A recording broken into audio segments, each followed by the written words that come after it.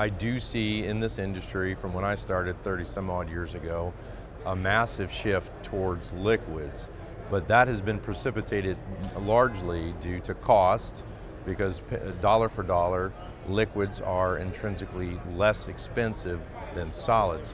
But behind that as well, we're seeing in much of the country in salt mitigation strategies being driven by green initiatives.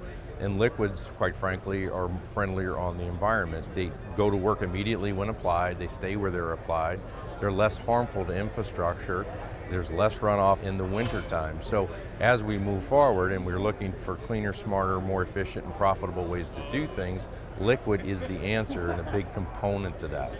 In the private sector, liquids are now, after 20 some odd years, catching on. And the biggest caveat to that with contractors has been implementation of it. Where do we go to get the stuff? How do we make it? How do we bill for it? How do we make that a part of our operational plan?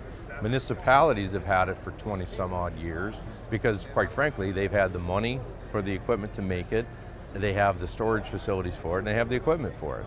But now contractors, recognizing the benefit of it, are moving towards that in numbers that I haven't seen, as I say, over the last 30 years.